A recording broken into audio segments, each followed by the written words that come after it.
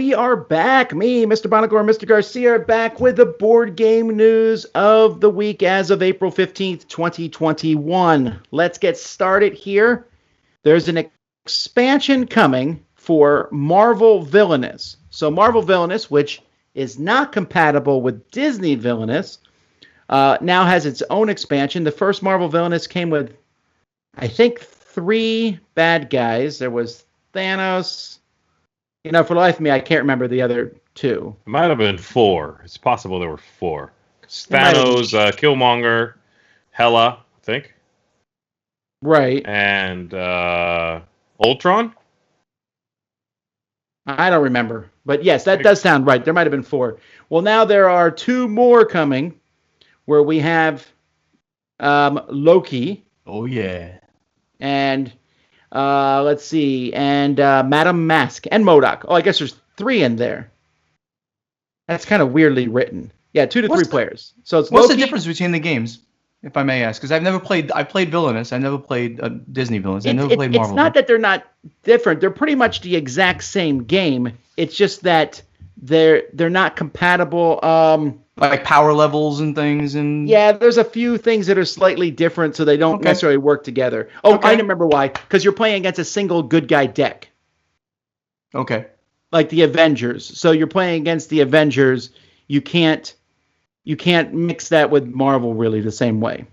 Okay. Although it would be fun to see the Avengers fight against Cruella de Vil.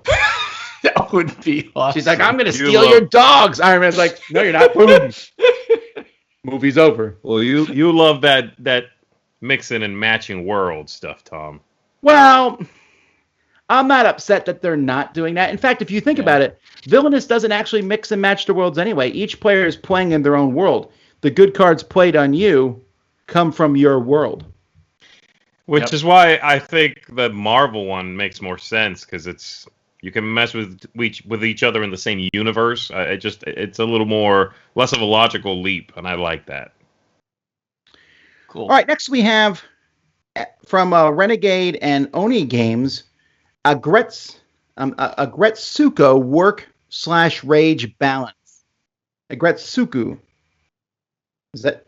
Anyway, this I never knew who this character was till she showed up in Funkoverse.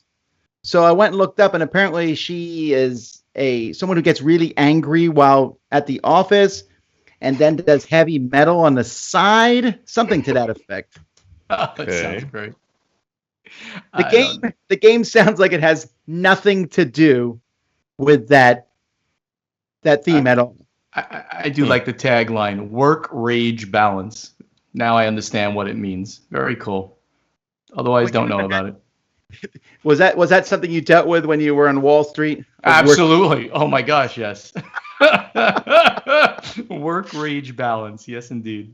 Anyway, it sounds like an interesting card shedding game, but I'm gonna have to see it to see how different it is than the other ones that exist. Yeah, the game that the 2 designers came out with before for Renegade was that Gudetama, the Tricky Egg card game. Is a terrible, terrible game. So hopefully this is better than that and not as much of a not so close to a classic card game as the other game was, which was just a traditional card game basically. Well, I bet most people did not know that April 12th to 16th this week is Black Hole Week from NASA. They wanted it to be black holes everywhere. In fact, they emailed me and asked me to do a top 10 list of games with black holes, and I told them I could only think of one game. I mean, there's games that have like a black hole maybe in the background somewhere, but there's not many. I actually did know that because I follow space.com. It's great a place for great space articles. But did they really ask you to do that? I mean, NASA person affiliated with NASA talked to me about it. And person that I know from the cruise. No? Okay. I don't remember. I don't think so. Okay. Anyway, so the one game I could think of was Gravwell. And oddly enough, they just announced a new edition of Gravwell from Corey Young. This was actually, if I remember correctly, this is one of the first games Renegade did. This is one that when Renegade initially was part of Cryptozoic. And when they broke off, Gravwell was one of the games they kind of took with them. And so I like this game. It's a very unique game. It's a racing game where you're kind of using gravity of other ships to kind of force yourself away from the black hole. Yeah, it's got some really cool slingshot mechanisms, right? It's a neat game, cool design, and a great new cover. Very nice. That's Quanchi Mori, right? That's what it looks like. It is, yeah. All right, Luma, who people still probably don't, is not a household name, but they bring in quite a few games to North America, and now they're bringing in sit-down games, which I just reviewed one of their games last week, Dive, and of course their most popular game, probably Magic Maze. So this is good. I'm glad to see these games just coming straight to America. Was sit-down originally with Asmodee? I don't know if they ever were. I'm not sure if they ever were, and then weren't anymore. They're one of those companies I can think of a few other games, but they've always kind of been hard to get, except for at Essen. So this is great, but I'm uncertain about that. Speaking of Essen, there's two big fairs that happen each year in Germany. Essen is the one that's open to the public, or it's actually called the Spiel in Essen. Sure. And the other one, which we call Nuremberg, but it's actually the Spielwarenmesse, or Spielwarenmesse. Spielwarenmesse. I'll go with that. This is in the city of Nuremberg, Germany, and this is a trade only. It's very comparable to the New York Toy Fair. Yeah. In fact, just like the New York Toy Fair, it's not just about games. There's tons of toys there also. Right. This was originally postponed to July. It's usually in January, February. But they just canceled that, and they're just moving it to February of next year. Yeah, sad. Again, at some point, we'll tell you a convention has happened on this show. No, but this is fairly big. Most American publishers don't go to this, but as the New York Toy Fair is very big, period, for the greater game and toy industry, this is the same for the Europe's toy industry. So shame that they're postponing. I have never been, and the only reason I never went, because a lot of people don't get a booth, but they go to take meetings. They'll just have a meeting schedule, and they'll take meetings with their German and European partners. But since we have the Gathering of Friends, where a lot of them obviously go, so we see them at the same time of year, 6 months after Essen, and of course you have technology to work with. There was no reason to go. I've always wanted to, and who knows, maybe in the future I will. All right, now there's a new version of Flux called Wonderland Flux. Although when I first saw this cover, I thought it said Wonder Plant. No, because that R goes down into the X. I don't know. Anyway, it's about Alice in Wonderland. And this is a short run release. It's going to be out very quickly. I think it was specifically requested by Books A Million. So they asked for an Alice in Wonderland themed Flux. Andy Looney said, "Of course I have one of those." Of course he does. He has one of anything. You name the topic, they will give it to you. 50 versions of Flux, I think. So, wow. All right. One of the biggest IPs out there. They've made a tremendous amount of money making these Fluxes. All right. Bloomberg Business Week is a big newspaper for those wanting to know about business things. And I love this headline, not as much as Mr. Buonocore liked it. Oh, this is great. This was just absolutely fantastic. The company quietly building a board game empire with Catan, Pandemic, and Ticket to Ride. So, this is an article in Bloomberg Business Week, one of the top business periodicals of all, and they're talking about this small, little-known company, Asmodee, who's cornering the market with a series of acquisitions since 2007. So, I think it was great that you found this one, Tom. I'm gonna dig deep into this. Someone else found it, but yes, I did find it interesting. They were talking about Eurazeo, the company that owned it. Eurazeo. They bought it and sold it. They made a huge amount of money on that, buying and then selling this thing. In the time that they owned it, they made several $100 million from the sale. Wow. Yeah. So with a privately held company of the size of like an Asmodee, it is very common for one venture capital firm to own them or own a very large portion of it.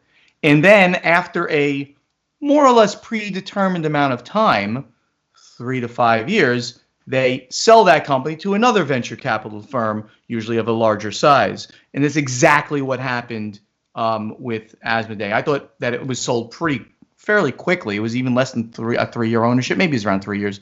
And yeah, they made several $100 million. Asmodee is now valued because that flip occurred from Eurozeo to PAI. I think that's what it is. They make board games and cookies, apparently. Ignacy tells me it's a cookie company as well. That sounds like an amazing company. Yeah, right. And the value of the company was they sold it for $1.5 billion. $1.5 billion. So Asmodee is a player of global significance, obviously, in board gaming, not just hobby gaming, in board gaming. It's definitely an interesting article. It's not all just a spin positive thing. So check it out. They talk about, some of the problems that store owners have with this. So it's interesting. I will. Board Game Atlas is starting a new critic review feature. Essentially, they're trying to be what's the online site that does this for movies? It's not Rotten Tomatoes. No, it's not Rotten Tomatoes. It's Metacritic. Metacritic, yeah. Yeah, so basically they'll have in like a user score and then a top critics where people who they consider to be top critics, you can compare them and look at reviews of games and it puts them all in one place. It's an interesting idea. You have to get a lot of top critics in. The only problem I see with this is there's going to be some games that very few people have reviewed. Are you a critic on this site? They have asked me to be, yes. So obviously you're not a top critic yet since you're not on the site. I just want to point that out. What? You're not a top critic because you're not on the site. You're not. That's fine. I don't need to be one. Reventure. What are you talking about? Huh? What is the? So they're just going to be they're going to be an IMDb for board games. I mean, you're going to be able. No, an IMDb is more like Board Game Geek right now. This is more like a Rotten Tomatoes or a review aggregate site is what they're trying to do. So they're just going to have and then you'll be a top reviewer because you've reviewed the most number of people who liked your reviews and stuff like that. They say basically you can apply to be one of those quote unquote top reviewers. Yeah, I mean let's face it, Board Game Geek is this. I mean, no offense to Board Game Atlas. I'm sure they're going to do a great job of whatever they put out here, but I don't see a need for a separate site unless I'm getting it wrong. This is different. Board Game Geek gives you what the general public thinks of something. Okay. But like on a review aggregator, you might see people might say, "Oh, Fast and Furious was the best movie. It got some high rating from the community," but the critics are going to pick some other movie, likely. Now, with board gaming, I think there's going to be a less of a difference between the top critics and the general public. Right. But the top critics may still pick a game that just hasn't been out there as much. I don't know. We'll have to wait and see how it goes. But I think it's a neat idea if they can pull it off. Okay. Let's see how it works. You're still not a top critic. I wasn't arguing that point. Am I a top critic? Yes, Zee, you are. Yes, you are. All right. Reventure is a video game whose sequel will be a board game. So that's a new one for me. Okay. Now this is coming to Kickstarter, so you can it will come out later this month. So I guess we'll talk about it when it's more on Kickstarter. But I thought it was interesting that this is like a sequel from this indie studio Pixelato. I've not even heard of Reventure, but I guess there's enough. Actually, when I looked at the game, I thought that might be a game that I would play on the computer. It looks really cute. I wonder how much, usually sometimes we'll see a little card game or something and we think, wow, this is making a lot of money. And you look a little deeper and realize, oh, it's based on something, right? It's based on a comic strip or a video game or something. So I wonder how well this will do being based on a video game. Now, I've not heard of the video game, but that's not saying much. It might be extremely popular. So this is one to keep an eye on just to see that effect, see how well it does. It looks really cute. And I love that studio's name, Pixelato. Are you kidding me? That's great. Sounds tasty and chic. All right, now we have Whirling Witchcraft. This is coming from AEG. That's a tough cover. You don't like it? You don't like that cover? It looks like a kid's novel. I like that cover. Yeah, it's all right. I like the coloring of it. It's just okay. Maybe it's just me. Anyway, it's a 2 to 5 player game, and it looks like. At first, I thought it was a card game, but that looks more like a straight up board game collecting. I mean, the cube thing. It looks a little boring in that picture. Mm-hmm. But there's drafting and passing ingredients around. It sounds like the game might be pretty fun, and AEG has a really good track record at the moment. Very good track record. Is this a kid's game? Why do I feel like it's a kid's game? It's not really, right? They're not saying that anywhere.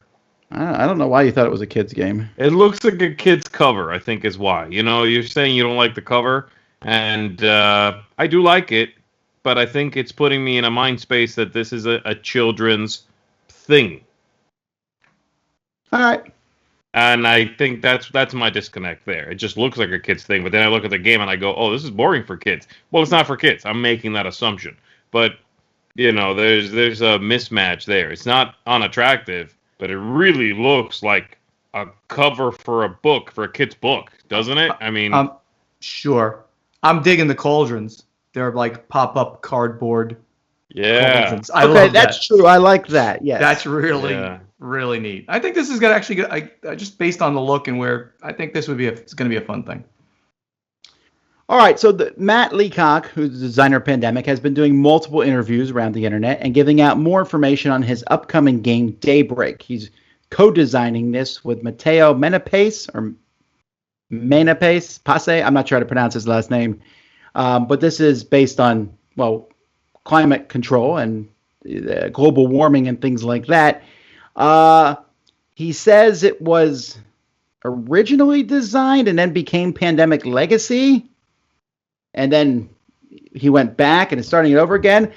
The picture you can see here is a very, very prototypey picture. So we'll have to wait and see. The publisher is CMYK, which is a great name.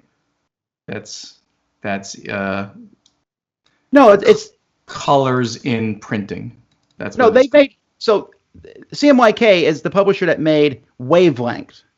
They made the party game Wavelength. That's what they're most, and Monikers. Probably Monikers. They might be more well known than Wavelength. Okay. And the Fuzzies, which is a game in which you take tweezers and move little fuzzy pieces to the top. Anyhow, so they're a party game company. They have some pull. Wavelength definitely did decently on Kickstarter. So we'll have to wait and see. This is not a party game, though. It's the very opposite of a party game. I'm curious, and how do I phrase this so I don't step on a landmine here? I'm curious if this game will be as popular as Pandemic, because while I think the world would unite behind stopping pandemics, people's opinions on this subject are more diverse and varied. Right. I'll give you way to put it. No, it's a very politically correct way of saying it. I'll give you a corollary to that exact thing. When we did CO2, which was about changing from polluting energy to green energy, there were dozens of people that immediately rated it a 1 because they said global warming and this doesn't exist. It doesn't matter. I'm rating it a 1. I'm like, but it's okay for you to play games with orcs and trolls, and the concept of that is so dumb. But hey, I'm not going to go too far there. The point here is that it's a topical. It's very topical. It's a topic that we see and talk about daily in the news. A game about it is a good thing. I think this. I'm not saying good or bad. I'm just saying I think it won't sell as much because of that. I think it'll be controversial. Just like you said, it'll be controversial, but it shouldn't be. It's a thing that we talk about, and Leacock has got chops as good as any designer. I think he'll do a great job with this, And I really look forward to seeing, how this thing plays out. And he's now known as the, save the world guy, I guess. So this is going to be kind of interesting. Yeah, that's true. All right, eagle-eyed people who watch this sort of thing have noticed that Stonemaier Games got the trademark for Libertalia.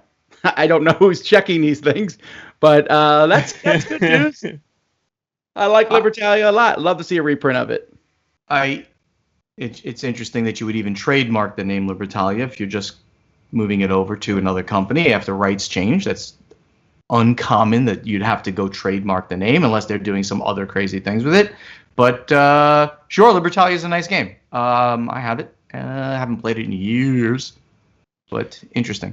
Well, it's not coming out this year. I know this because Jamie Stegmaier just released the stakeholder reports for Stonemaier Games, in which he told everyone he's quite poor since his employee company has only had a revenue of $17.9 million in the year 2020. Now, just before people go too bonkers over that, that's revenue. That's not profit. But I think we can all, read into the lines that the profit can't be too horrible from that. I think we can all assume he doesn't cut his own hair. Is I think what you're getting at. But he does say that most of the profit goes back into the company. But anyway, the point of this is he's really open about his numbers, which almost no board game company is. But let me make the point here that I love Jamie. Awesome. And if he wants to put out his numbers like this, God bless. Go for it. I see no real reason for privately held companies to do this on this specific a scale. Giving generalizations is one thing, but he does this. Steve Jackson Games does this. Steve Jackson has to because of the shareholder report. They have to give out some. They have shareholders. No, they don't. They do not. They're not a publicly held company. If they have, no. First of all, no, they do not. I happen to know that specifically that Steve owns 100% of the company. The report reads like that's the way it is. What he writes? Because Steve likes to do that. I was deceived. It's the same thing. It's to his shareholders are his people, his game buyers. And this is similar to what Jamie's doing, and there's nothing wrong with doing it. I as a business person would never put out numbers that are this, like we made this much money or we've got this much. It's interesting to me to see any privately held company do it. We go look at CMON because it's really cool because they are publicly held and we can analyze those figures to really small details, doing ratios and things like that on the company, and we can invest in that company. I'm just surprised at the amount of transparency that he would like to provide. Sure, but I'm saying as someone who's reporting on the news, this is great for me. It's wonderful because I'm going to be talking about this for quite a while on Board Games Insider actually, and here. More interestingly, it tells us how many of these games sold. So that's pretty interesting. So, for example, Pendulum, he gives total numbers and then he gives out how many they sold last year. And he only talked about his biggest games. Yeah, I think so. The game that sold the most is Wingspan. It sold 750,000, which, just to point out, even though that's a ton, we were just talking about Asmodee, Azula sold over 2 million. Ticket to Ride has sold 6-7 million. Catan over 10 million. The Wingspan sales are unbelievable because it's only. We also have to remember it's only a couple of years old, so it sold last year alone 750,000. That doesn't count the year before. No. That wasn't last year. Wasn't that just one? I think that was just the 1 year sales. Yeah, I'm pretty sure because he's reporting on 1 year, not total sales. Okay, he aggregated that from a couple of years. No. He gave both numbers when he did the report. He gave the total and then how much it was. And I had to do some subtraction to figure out how much he'd done last year. Regardless, huge number. Huge number. Subtraction. Anyway, so then the number 2 sold game from his Scythe. And again, the bigger thing about noting this with Scythe selling 380,000 copies is it's Scythe. This isn't a card game. This isn't a $20 game. This is an $80 game or $60, whatever. It's pretty expensive. Yep. That's pretty impressive. So he gives a lot of numbers. You can go read all the different numbers, but it's very impressive. And he tells how many e-newsletter subscribers he has, which is interesting because that's a stat I've never seen anybody like publicly talk about. So I don't know. I just find this sort of thing fascinating. I wish more people do it, but like Mr. Buonocore says, I completely understand why people don't. You don't see me putting the Dice Tower book. Yeah, Tom, please. So what is your revenue in the Dice Tower? I mean, what are your revenue sources? How much do you make on Kickstarter versus your average? Never mind. I'll tell you what. The bank I'll knows all say that this, information. Buonocore. I'll say this. I do cut my own hair. That could be an indicator. That's an My wife indicator. cut mine, so I guess there's some information for you folks. I do not cut my own hair. Alrighty. Well, I'm surprised you let someone else touch it. He makes them sign a waiver. They have to sign a waiver if they do a bad job. I sue them immediately. I've sued many people. Never mind. Well, that's it, folks, for today's news. Thanks for watching.